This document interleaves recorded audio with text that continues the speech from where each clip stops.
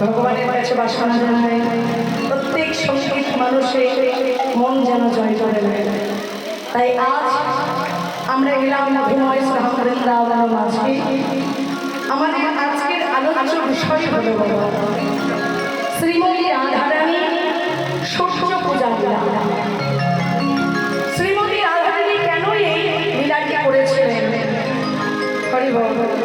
কেন শ্রীমতী রাধারানী সূর্য পূজা করেছিলেন আমরা প্রথমে জানব, কিন্তু প্রথম পদে আমাদের একটু বড় তালের গান না গাইলে কীর্তনিয়া বলে কেউ মানবে না বাবা। বীরভূম মুর্শিদাবাদের মধ্যে এই তাল তরঙ্গ দিয়ে কীর্তন, বৈষ্ণব পদাবলী নিয়ে, বৈষ্ণব পদাবলীর মধ্যে যদি একটু বড় তালের গান না করা যায় আমাকে কীর্তনিয়া কেউ বলবে না।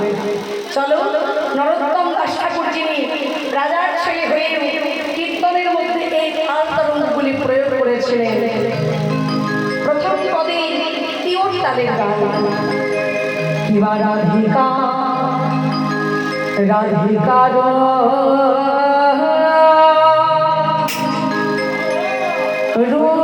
রূপসী ও লইয়া তুলসী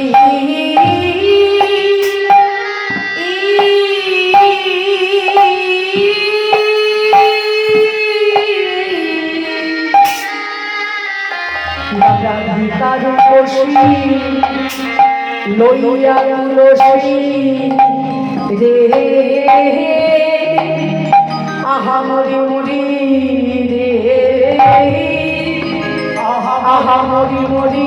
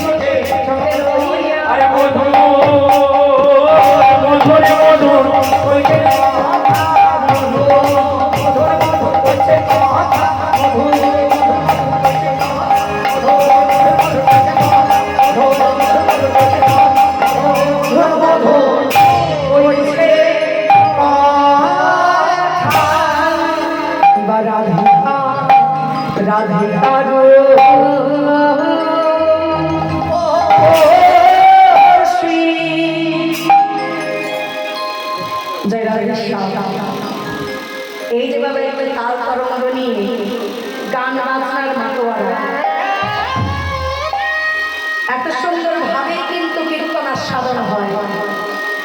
আর কীর্তনের মধ্যেই কিন্তু এই তাল তরঙ্গগুলি পাওয়া যায়, আর অন্য সঙ্গীতের মধ্যে পাওয়া যায়। তাই কীর্তনকে সম্মান জানিয়ে এবং নরোত্তম দাস ঠাকুরকে প্রণাম জানিয়ে ফিরাই আমরা। কীর্তনের মধ্যে যদি সোম, লয়, জামাল, তাল, বৈষ্ণব পদাবলীর মধ্যে আদি সুর যদি না হয় বাবা, কীর্তনিয়া বলে আমাকে কেউ মানবে না। যার জন্য বৈষ্ণব পদকর্তায় এক পাশে পদক হয়ে বলেছেন, প্রত্যেক পদের শেষে কত পাপি তাপি করে গেল, আমি পতি একা পড়ে রইলাম, আমার ভাগ্য হল না। সর্বজীব পার হইল হরি নামের বাতাসে, পড়িয়া রহিল লোচন দাস নিজ কর্মদোষে। আজকে বৈষ্ণব পদকর্তাগণ যদি না হতো বাবা, বৈষ্ণব পদাবলী নিয়ে আমরা লীলা কীর্তন আস্বাদন করতে পারতাম না, কেউ পারতাম না। এই যে লীলা কীর্তন আমরা আস্বাদন করছি সব কিন্তু বৈষ্ণব পদাবলী নিয়ে। বৈষ্ণব পদকর্তাগণ আমাদের কাছে এত এত জ্ঞানের ভাণ্ড দিয়ে গেছেন বাবা। তাদের জ্ঞানের ভাণ্ড, বিবেকের ভাণ্ড, বৈরাগ্যের ভাণ্ডে যার কোনো তুলনা নেই, অতুলনীয় এত এত কিছু দিয়ে গেছেন বৈষ্ণব পদকর্তা। কিন্তু তথাপিও প্রত্যেক পদের শেষে নিজেকে অর্পণ করে দিয়েছেন। এত এত পদ পদাবলী জানা সত্ত্বেও প্রত্যেক পদের শেষে নিজেকে নত করে দিয়েছেন। কেন? কারণ এই বৈষ্ণব পদকর্তাগণ নেই, নত না হলে কোনোদিন ভগবান লাভ করা যায় না। নত হওয়া আগে তবেই তুমি ভগবান পাবে। একটি গাছে যদি অনেক ফল ধরে থাকে, ফলের ভারে যখন গাছটা মাথা উঁচুই হয়ে থাকে না, তার মাথা নত করে দেয়। তদ্রূপ যার মধ্যে জ্ঞানের ভাণ্ড, বিবেকের ভাণ্ড, বৈরাগ্যের ভাণ্ড আছে, সে সবসময় নিজেকে নত রেখে দেবে। কেন? কারণ ভরা কলসি কোনোদিন আওয়াজ করে না। কলসিতে পরিপূর্ণ যদি জল ভরে দেয়, যত দূরে নিয়ে যাও মায়েরা, কোনো আওয়াজ হয়? কিন্তু একটা ফাঁকা কলসিতে যদি একটু জল ভরি, যদি আমরা নিয়ে যেতে আরো করি, সে টলমল করে আওয়াজ করে। তাই ভরা কলসি হলো আমার বৈষ্ণব পদকর্তাগণ, আর ফাঁকা কলসি হলো আমরা। কৃষ্ণ কথার কি বাড়ি জানি না, আছে জ্ঞান, না আছে বিবেক, না আছে বৈরাগ্য। আপনাদের মতো ভক্তের চরণ ধুলি মস্তকে নিয়ে আজকে আপনাদের মতো ভক্তের কৃপায় আসতে পেরেছে।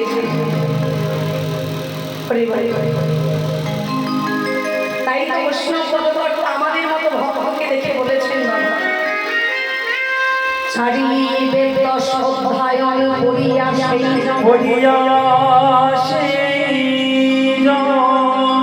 সে যদি আমার গৌরাঙ্গ নাহি ভজে, তার অধ্যায়নে লোচন বিহীন জন দর্পণে অন্ধের কিবা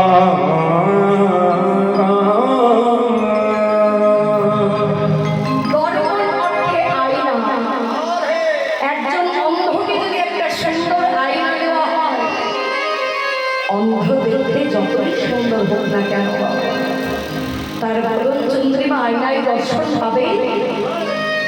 অন্ধকে আয়নাটা দেওয়ার তাই স্বাদ হবে। তদ্রূপ আমরা বেদবিদ্যা রচনা করে যদি ভাবি যে এই একটু কীর্তন শিখেছি বলে এই কীর্তনের দ্বারা আমি ভগবানকে জয় করতে পারি, এটা আমার কথা বলা। আমার মতো মূর্খ এই দুনিয়া থেকে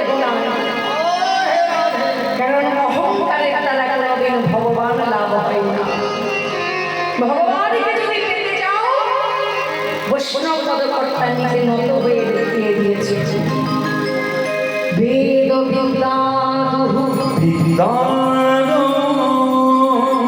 কিছু নাহি জানত সে যদি আমার গৌরাঙ্গ করে সারে ঠাকুর নয়নানন্দে ভরে সেই তো সকলই জানে সর্বসিদ্ধি করো তাই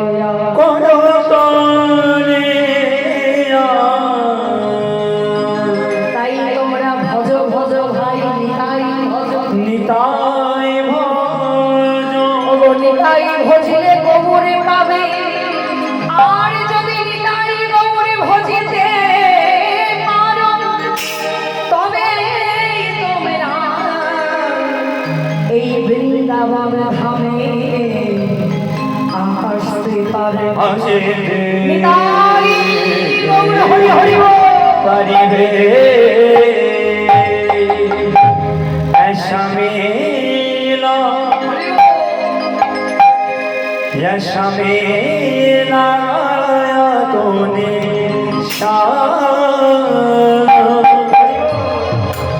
ভগবান আমাদের জন্য এত সুন্দর একটা মেলা তৈরি করে দিয়েছে বাবা। যেই মেলার মধ্যে শুধু ভক্ত আর ভগবানের গুণগান। আর এই গুণগানে যদি ভক্ত ভগবান মাতোয়ারা হতে পারে কোনো দুঃখ কোনো কষ্ট কোনো বেদনা কোনো যন্ত্রণা থাকতে পারে না। চলো সবাই মিলে এই মেলার মধ্যে আমরা একবার ভগবানের নামে প্রেমে মাতোয়ারা হই। শামিলা লাগায়া তোনে सारी जगह ही जपे तेरा नाम ऐसा मेरा लगाया ऐसा मेरा लगाया तूने বলছেন হে প্রভু তুমি আমাদের জন্য এত সুন্দর মেলা তৈরি করে দিয়েছো সেই মেলার মধ্যে শুধু তোমার গুণগান। চলো তুমি গাও বললে ऐसा मेरा হরি হরি হরি দিয়ে ऐसा मेरा लगाया तूने सारी जगह ही जपे तेरा नाम ऐसा मेरा लगाया तूने सारी जगह ही जपे तेरा नाम ऐसा मेरा लगाया ऐसा मेरा लगाया ऐसा मेरा लगाया तूने ऐसा मेरा ऐसा मेरा मेला लगाया तुम शाम सारी जगह ही जगे तेरा कहीं से बद कर दिया आपने हिया बन कथे उठाया अपने कब से बद कर दिया आपने दिया कर उठाया अपने आया मेरे पाशियों के नाम सारी जगह ही जपे तेरा नाम ब्रजवासियों के नाम सारी जगह ही जपे तेरा नाम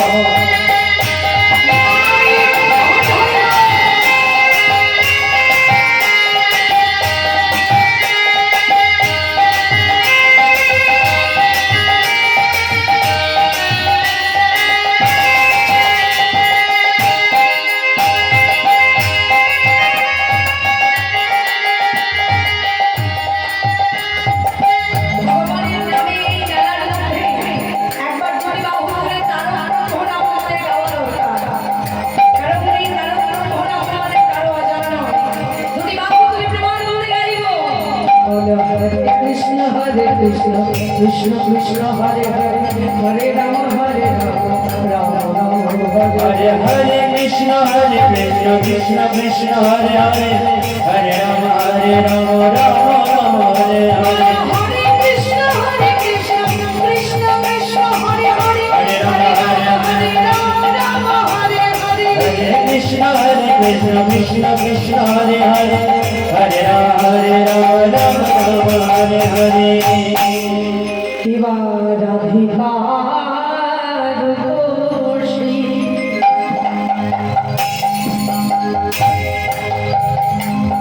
লইয়া তুলসী আজ কহয়ে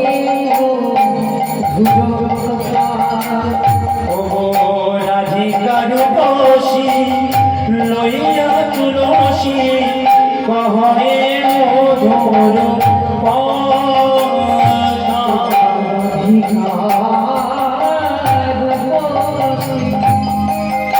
লইয়া তুলসী কহয়ে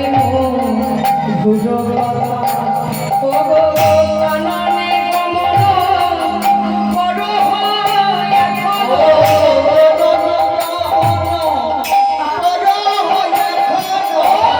কাননে কমল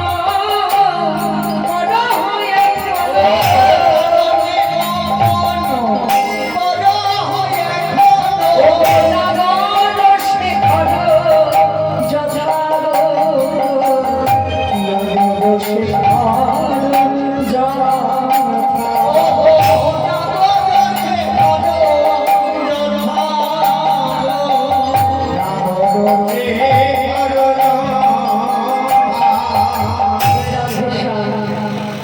রাধিকা রূপসী লইয়া তুলসী কহয়ে মধুর কথা কাননে গমন বড় হয়ে এখনো নাগর শেখর যথা। শ্রীমতী রাধারানী সকালবেলায় গোবিন্দকে দর্শন করেছিল।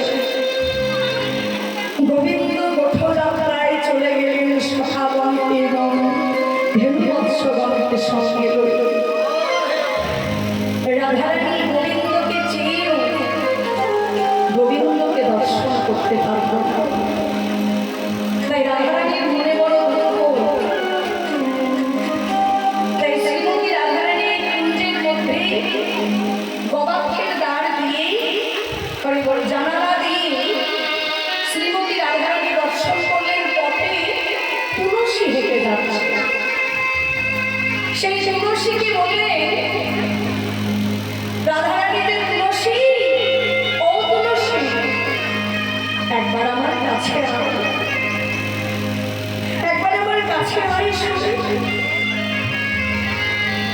তোর নাম হলো তুলসী, তোকে গোবিন্দ বড় ভালোবাসে। তাই তুই গোবিন্দের প্রিয় সখী, তাই শোন তুলসী, তোর কাছে আমি আমার মনের কথা বলবো। বল বল তোর মনের কথা। ওরে সকালে গো ধন লইয়া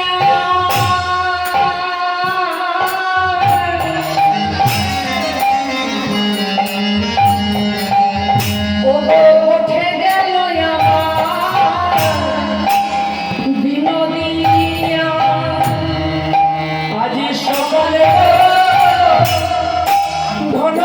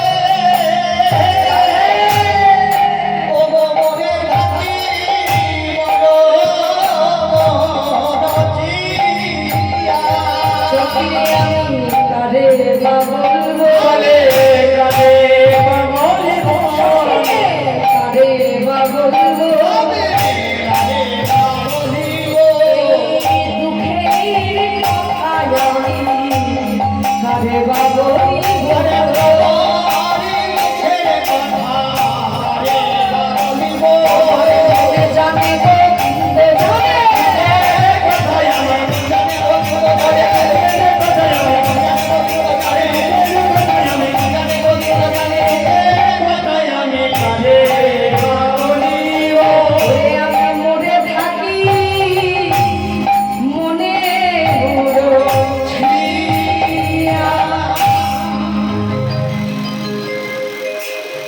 সখী সকালবেলায় আমার গোবিন্দ উঠে গিয়েছে গোবিন্দকে দর্শন করতে চাইলেও আমি দর্শন পেলাম না গোবিন্দের সঙ্গে দর্শন পেয়ে আমি গোবিন্দের সঙ্গে মিলিত হতে পারলাম না সখী। তাই তোর নাম তো তুলসী গোবিন্দ তুলসী বড় ভালোবাসে তাই আই তুলসী আমি তোর কাছে আমার মনের কথা বলবো রাধিকা রূপসী লইয়া তুলসী কহ এ মধুর কথা কাননে গমন করো এখনো নাগর শেখর যথা যেখানে আমার প্রাণ গোবিন্দ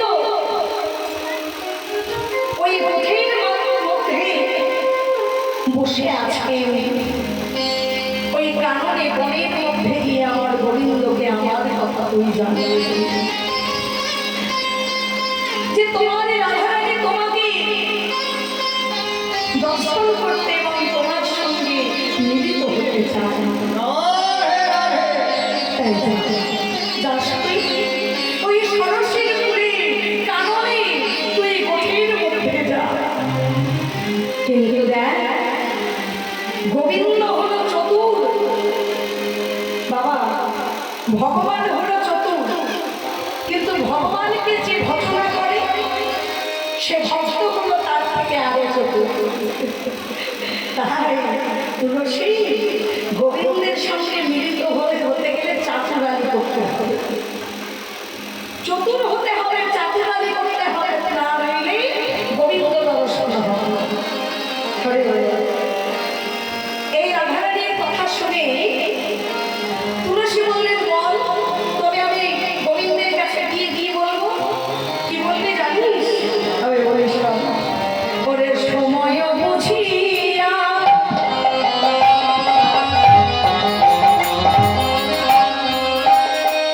ও সরস হইয়া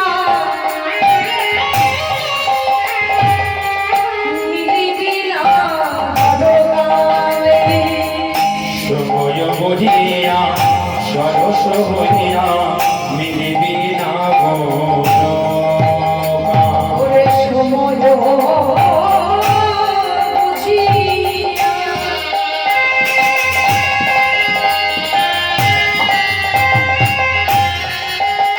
ওরে সরস হইয়া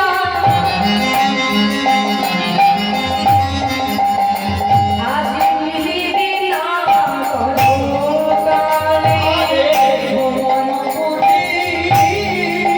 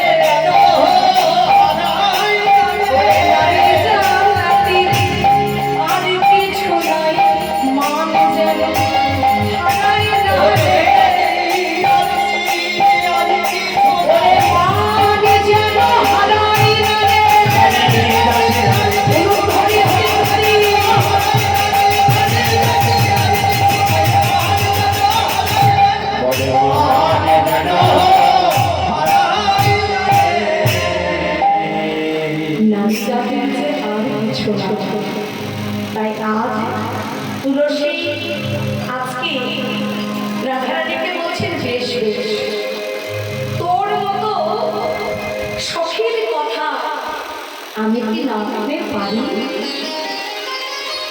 আমার গোবিন্দের প্রতি সম্মান জানাতে হবে আমাকে। বলো রাধে, এমন সময় রাধারানী বলছেন, গোবিন্দের সঙ্গে মিলতে গেলে তো চাতুরানি করতে হবে, সময় বুঝে যেতে হবে। আর আরেকটি কথা হলো, গোবিন্দের কাছে যে তুই যাবি, গোবিন্দ যা যা ভালোবাসে আমি তোর হাতে তাই তাই ফেলে দিলাম। দেখ, আমার গোবিন্দ তাম্বুল করে ভালোবাসে।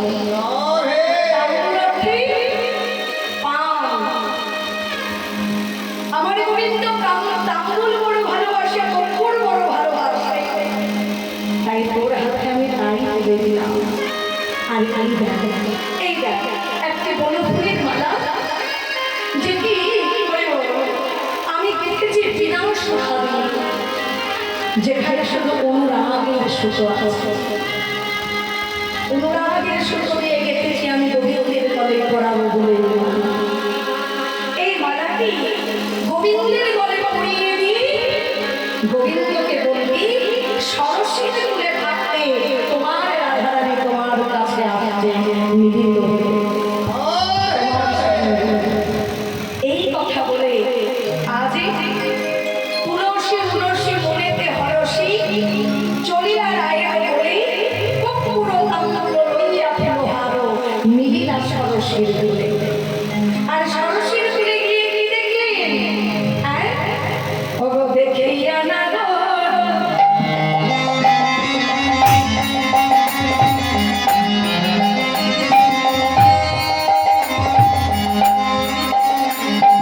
দেখিয়া না গো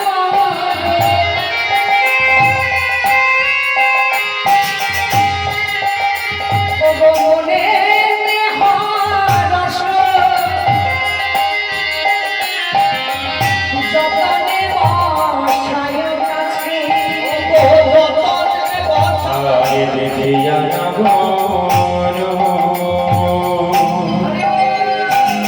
মনে হরস দেখিয়া রতনে কাছে। যতনে বসায় কাছে। এবার কি করলেন?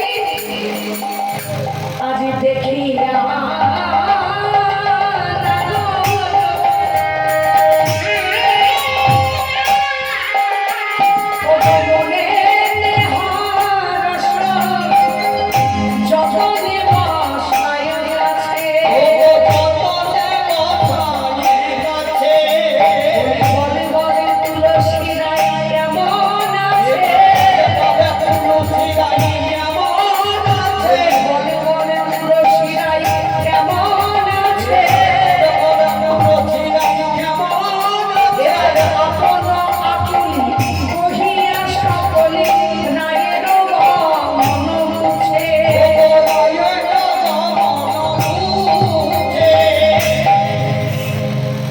দেখিয়া তুলসী নাগর হরস যতনে বসাই কাছে কাছে আপন আকুলি কহিয়া সকলে সকল রায়ের কমল তুছে।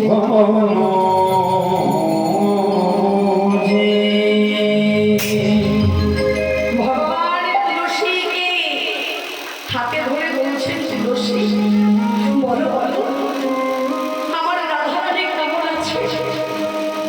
এ ধরে চতুরী নাগর চাতুরী আমারই শপথি করে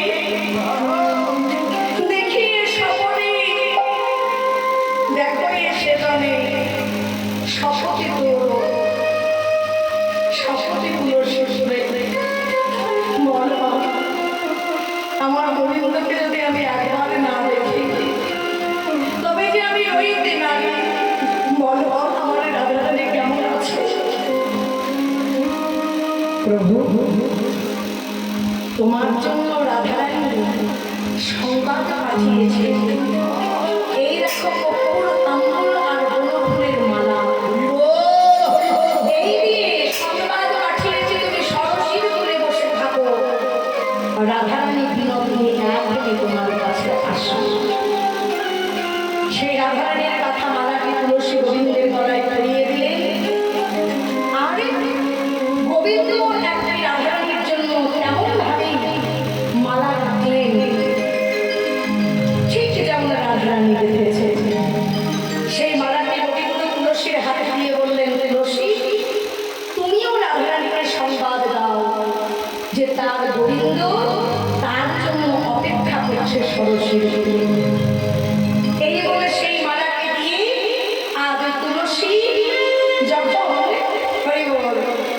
ভগবানের কাছ থেকে চলে আসছে, একটু দেরি হয়েছে দেখে আজকে রাধারানী ভাবছেন গোবিন্দ তো তুলসী বড় ভালোবাসে, তবে কি গোবিন্দ তুলসীকে পেয়ে আনন্দে আত্মহারা হয়ে গোবিন্দের চরণে তুলসী নিবেদিত হয়ে গেছে।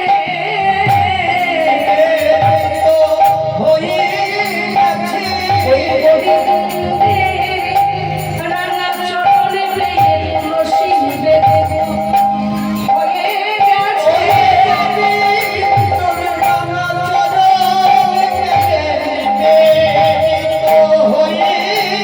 ওই গোবিন্দের রাঙা চরণে পেয়ে তুলসী নিবেদিত হয়ে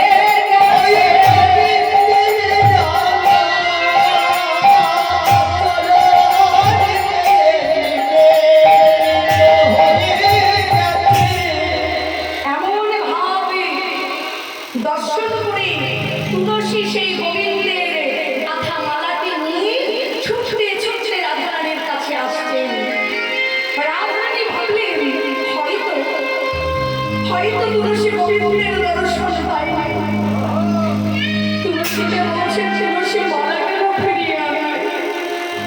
আমার গোবিন্দের সঙ্গে বুঝে দেখা হলো না, তাহলে তো আমি আমার গোবিন্দের সঙ্গে মিলিত হতে পারবো না। তুলসী মিছি মিছি বললেন, রাধে তোর গোবিন্দের সঙ্গে দেখা হলো না, এই নে, তোর মালা তুই তোর কণ্ঠে পর। যেই বাবা গোবিন্দের পরশযুক্ত মালা রাধারানীর গলায় পরিয়ে দিয়েছে তুলসী, রাধারানীর চিত্ত জ্বলে উঠেছে। গোবিন্দ দর্শনের আমি আকাঙ্ক্ষা আরো যেন দ্বিগুণ বেড়ে গেল। বাবা যিনি বিশ্ব ব্রহ্মাণ্ডের মালিক, যিনি বিশ্ব ব্রহ্মাণ্ডের অধিকর্তা, যার জন্য সৃষ্টি, যার জন্য লয়, যার জন্য প্রলয়, সেই ভগবানের কাছে আমরা প্রত্যেক ভক্ত হলাম কাঠের পুতুলের মতো, তাই না? কাঠের পুতুল নাম দেখেছ? আমি ছোটবেলায় দেখেছি। কিছুদিন আগে মেলার ঐতিহ্য ছিল কাঠের পুতুল নাচ। কোথাও যদি মেলা বসত কাঠের পুতুল নাচ বসত। এখন যদি কোথাও মেলা বসে আর কাঠের পুতুল নাচ দেখা যায় না, মেলার মধ্যে পুতুল নাচ প্রায় লুপ্ত হয়ে গেছে। পুতুলটি এত সুন্দর খেলা খেলত, হাসত, কাঁদত, নৃত্য করত, অভিনয় করত, যার অভিনয় দর্শন করে আমরা আনন্দ পেতাম। কিন্তু কতজন আমরা গভীরভাবে দেখেছিলাম গো বাবা, পুতুলটাকে শক্তি নৃত্য করত? পুতুলটি শক্তি নৃত্য করত না, পুতুলটিকে নৃত্য করানোর জন্য একজন ওপরে বসে থাকত, যার হাতে থাকতো দুটো সুতো। সে যেমন বলাতো, যেমন হাসাতো, যেমন কাঁদাতো, পুতুল তার নির্দেশে তেমন ভাবে খেলা খেলে যেত। তেমন ভাবে বিশ্ব ব্রহ্মাণ্ডের মালিকের কাছে আমরাও হলাম কাঠের পুতুলের মতো। সুতোটা হলো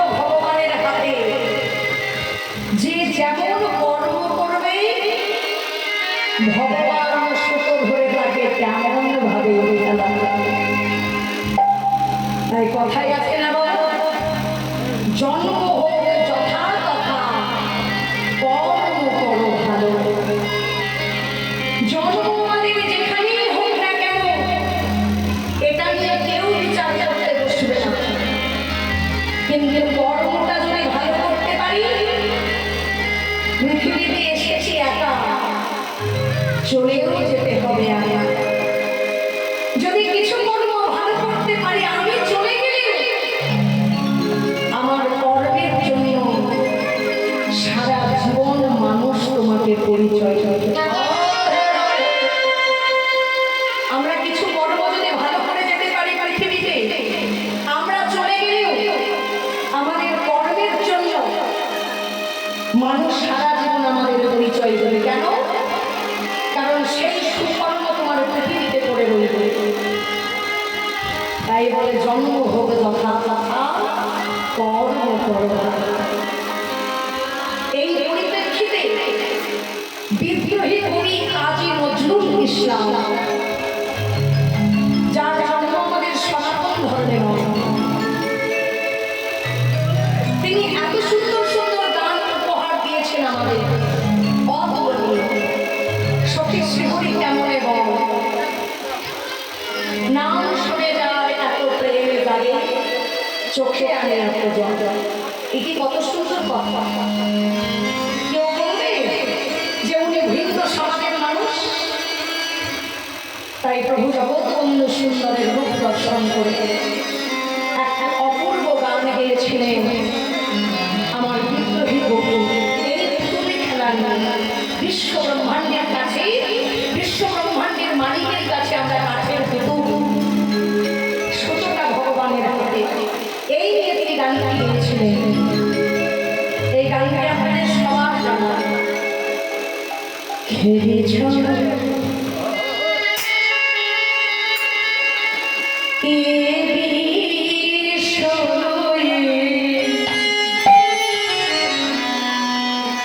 বিরাট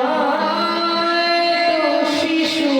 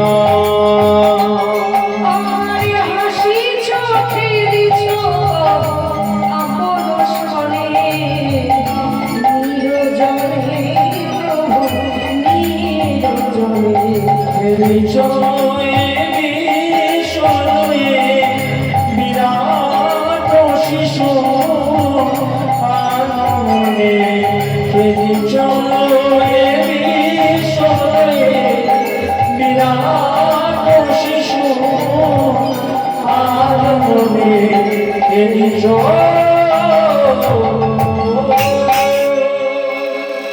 তাই বিশ্ব ব্রহ্মাণ্ডের মালিক, যার কাজ হলো অধর্মের বিনাশ আর ধর্মের জাগরণ। ধর্মের জাগরণের লাগে, অধর্মের বিনাশের লাগে, যার বারবার ধরাধামে আবির্ভাব। তাই সেই ভগবানের প্রতি আকৃষ্ট হয়ে শ্রীমতী রাধারানী যখন বলে উঠলেন, তুলসী এই মালা তো আমার নয়, এই মালা তুই কোথায় পেলি? তুলসী বললেন, রাধে তুই আমায় পাঠাবি গোবিন্দের কাছে তোর সংবাদ পৌঁছে দিতে, আর আমি কি তাই না করে পারি? রাধে তোর জন্য গোবিন্দ যে অপেক্ষা করছে সরস্বতী, যা যা গোবিন্দ দর্শনে তুই যা। রাধারানী বলছেন, আমি যাবো কেমন ভাবে? সখীগণ বললেন, রাধে তুই বিলাদিনীর ঘরে তোর শাশুড়ি মায়ের কাছে এমন ভাবে কাঁদবি যেন তোর এত বড় কিছু বিপদ হয়েছে। এবার রাধারানী কি করলেন, ঘোমটাকে আড়াল দিয়ে শাশুড়ি মায়ের পিছনে আজ বসে বসে কাঁদতে আরম্ভ করলেন। ও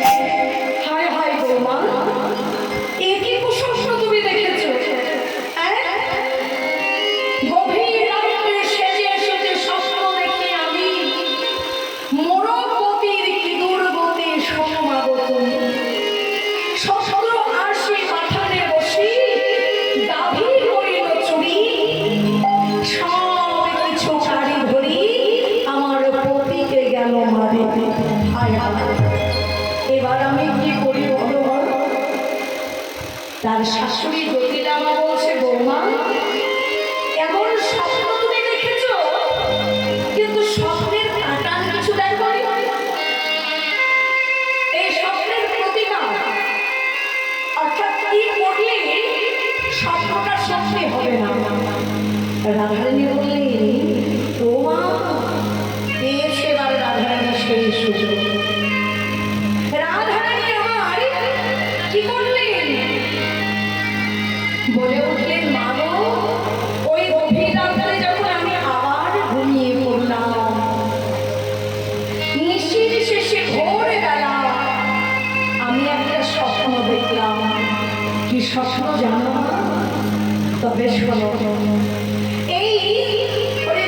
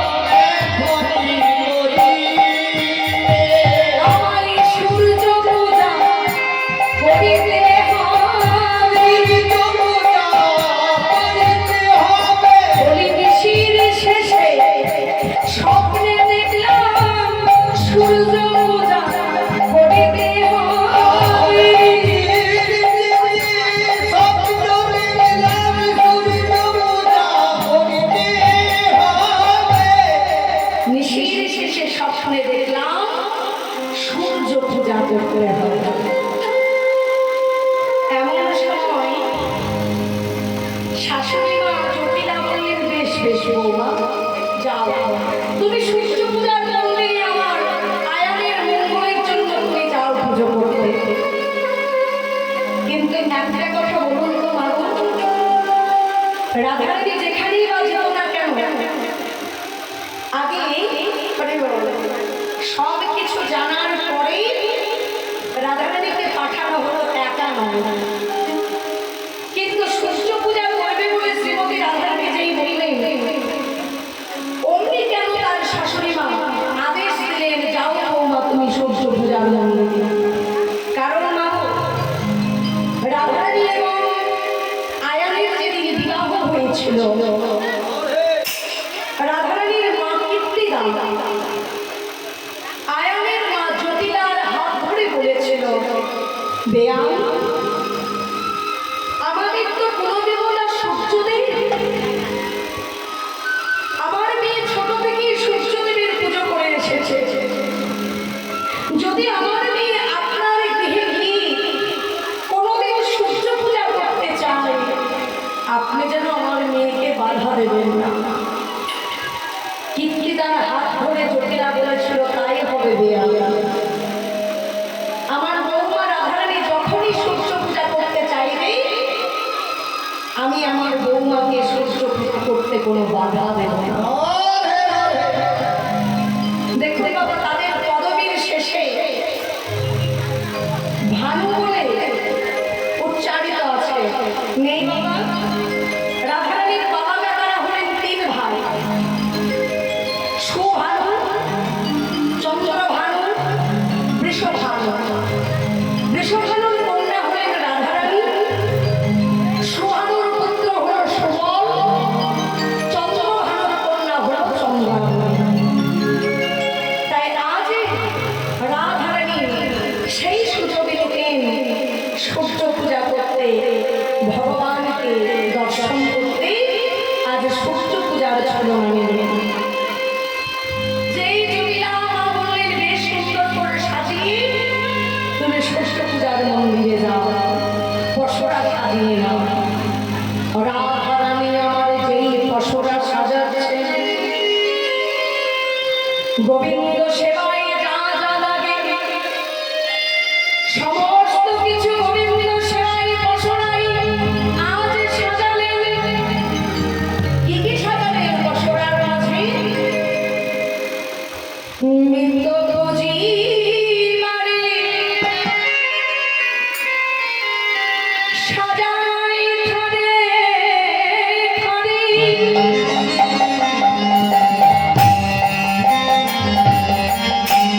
আমি জানি জন্ম হলো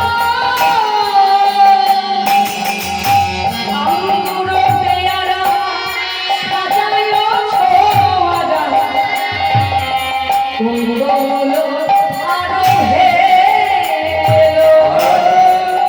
পেয়ারা সাজাই মোরা, কুণ্ডগুলো আরো হেলো। বদলিয়া পেল আর নদী গেল, আমি জানি জন্ম হলো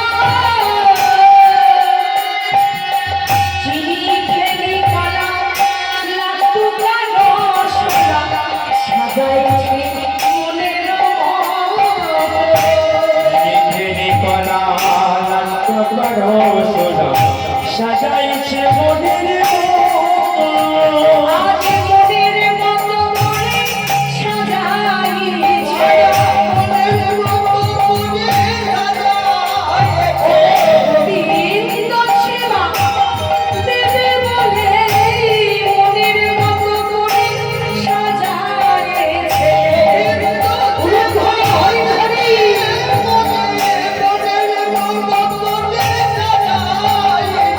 গোবিন্দ সেবা দেবে বলে মনের মতো সাজাইছে। মনের মতো সাজাইছে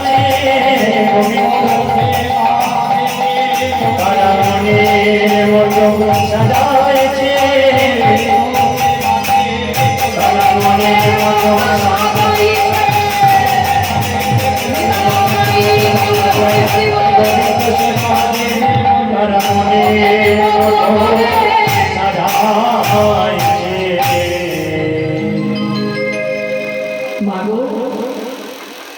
শুধুই বহির জগতে গোবিন্দ সেবায় যা যা লাগে ওই বহির জগতের সেবা শুধু দিলে হবে না, অন্তর জগতেরও সেবা দিতে হবে।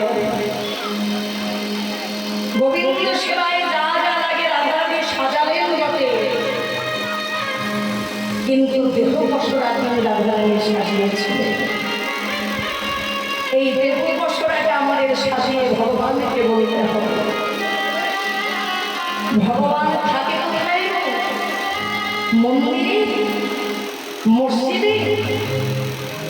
ভগবান থাকেন ভক্তের হৃদয় মন্দিরে।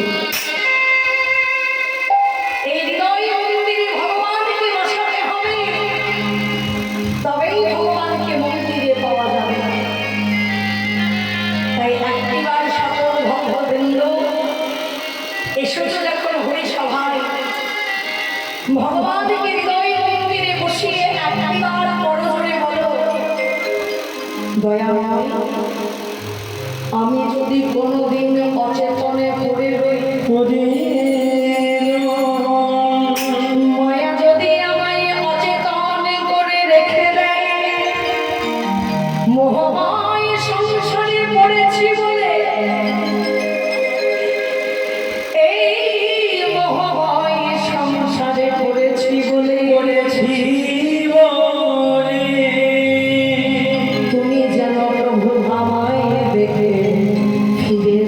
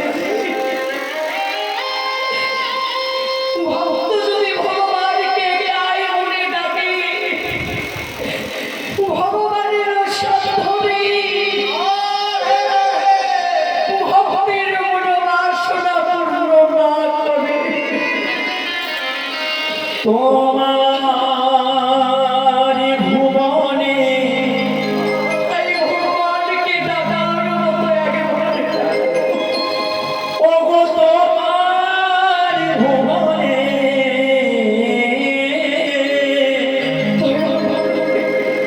তোমার ভুবনে ফুলের মেলা আমি কাঁদি সারা ওগো কমলিকা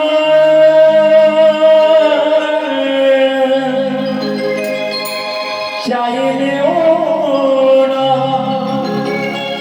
আমি কত অসহায়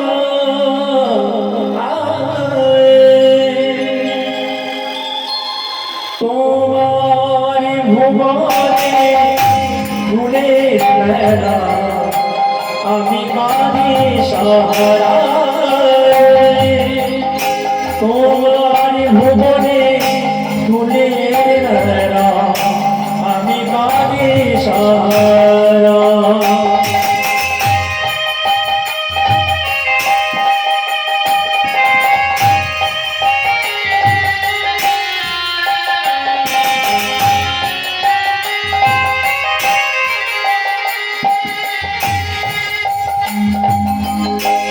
ওগো কমলিকা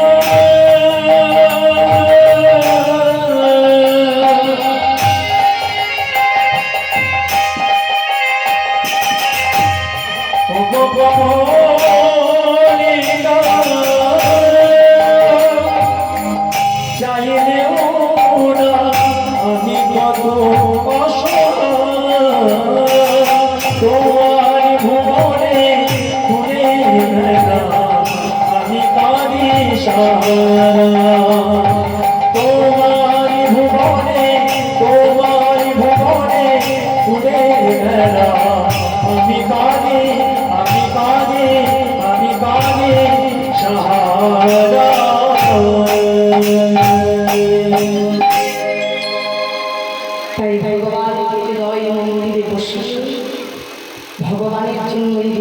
পসরাও সাজাতে হবে, তবেই ভগবানকে সেবা দেওয়া আমাদের সার্থক হবে। তাই শ্রীমতী রাধারানী পসরা সাজিয়ে নিয়ে সখীগণকে সঙ্গে নিয়ে বুড়িমাকে সঙ্গে নিয়ে যেই রাধারানীর শস্য পূজা করতে যাবেন বলে বেরিয়েছে, ওই সময় কুটিরা কোথা থেকে এসে হাজির হয়েছে। এর সঙ্গে ঝগড়া, ওর সঙ্গে ঝগড়া বাঁধিয়ে বাঁধিয়ে তার বৌমা করে আজকে জটিলার বৌমা নবমী হচ্ছে কুটিলা। তার বৌদি যখন সূর্য পূজা করতে যাবেন জানতে পেরেছে কুটিলা, অমনি কুটিলা বললেন, ও তুই সূর্য পূজার নাম করে যদি কৃষ্ণ পুজো করতে যাস, তাই বলে শোন শোন শোন, তুই যাচ্ছিস বটে, তোর সঙ্গে আমিও যাব। তাই কুটিলাকে বললেন, আজ তোমার সঙ্গে যাব বনে, আজ দেখিব পূজা জোগাড়। আসরে যাব মনে দেখিব পূজার সাজ, মনোহর ভজে যারা সাজাও পূজার সাজ। এবারে মনোহর ভজে তোরা সাজাও পূজার সাজ। মনোহর ভজে যারা সাজাও পূজার সাজ। এবারে মনোহর ভজে তোরা সাজাও পূজার সাজ। এবার কুটিলাকে বললেন, বেশ তুই যাবি, চল আমাদের সঙ্গে সূর্য পূজার জন্য। এবার শ্রীমতী রাধারানী কি করলেন, সমস্ত সখীগণকে সঙ্গে, কুটিলা আগে আগে, রাধারানী পাছু পাছু, আর মাঝখানে যত সখীগণ তারা পসরা মাথায় নিয়ে এবার চলেছে সূর্য পূজা করবে বলে। সূর্য পূজার ছড়ায় গোবিন্দ সেবা করবে বলে কেমন ভাবে, চলো রে চলো রে চলো রাধা বিনোদিনী, চলো রে চলো রে চলো রে রাধা বিনোদিনী, চলো রে চলো রে চলো রে রাধা বিনোদিনী, চলো রে চলো রে চলো রে রাধা বিনোদিনী, চলো রে চলো রে চলো রে রাধা চলো রে চলো রে চলো রে রাধা